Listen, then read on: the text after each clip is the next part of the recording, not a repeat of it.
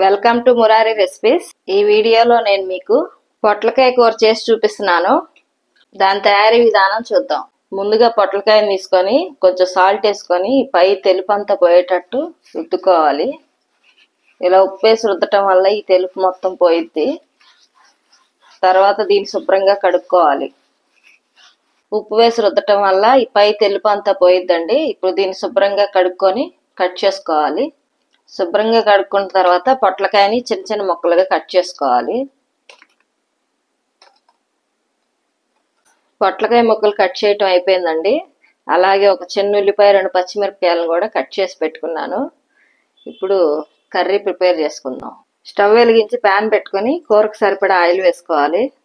Oil వేడెక్కాక 1 spoon తాలింపు గింజలు, 1 స్పూన్ జీలకర్ర వేసి ఫ్రై చేసుకోవాలి.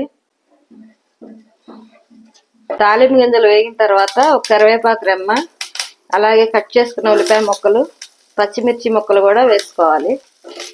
వీటన్నిటిని ఆయిల్లో ఫ్రై చేసుకోవాలి. ఉల్లిపాయ ఎక్కువసేపు వేగనవసరం లేదండి. ఉల్లిపాయ కొంచెం వేగిన తర్వాత కట్ చేసుకున్న పొట్లకాయ ముక్కల్ని వేసుకోవాలి. అలాగే ఒక 1/2 స్పూన్ పసుపు, మీ రుచికి సరిపడా ఉప్పు కూడా వేసుకోవాలి. ఆల్రెడీ ఉప్పు వేసి పొట్లకాయని రుద్దుకున్నాం కాబట్టి ఉప్పు తక్కువగానే పట్టిద్దండి, చూసి వేసుకోవాలి. ఈ పొట్లకాయ ముక్కలు కలుపుకోవటం అయిపోయిన తర్వాత స్టవ్ సిమ్లో పెట్టుకొని మూత పెట్టుకొని ఉడికించుకోవాలి. ఉప్పు వేయటం వల్ల పొట్లకాయ కూరలో లైట్గా వాటర్ వస్తాయండి. ఈ వాటర్ అన్ని ఇంకిపోయి ముక్క మెత్తబడే వరకు ఉడికించుకోవాలి.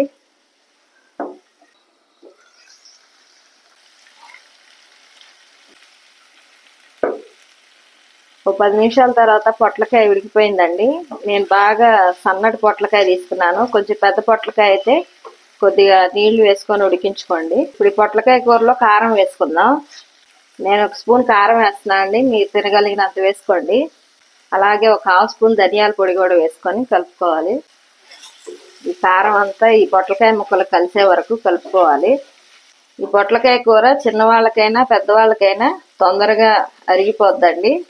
ఈ పొట్లకాయ కూర రైసు, చపాతీలోకి దేనిలోకైనా బాగుంటుందండి. తప్పకుండా చేసుకోండి. కారం పచ్చివాసన పోయిందండి. పొట్లకాయ కూర రెడీ అయింది. కొత్తిమీర వేసుకొని ఒకసారి కలుపుకొని స్టవ్ కట్టేసుకోవాలి. పొట్లకాయ కూర రెడీ అయిందండి. ఇది చేసుకోవటం చాలా సింపుల్. మీరు కూడా చేసుకోండి. లైక్ చేయండి, షేర్ చేయండి, సబ్స్క్రైబ్ చేయండి.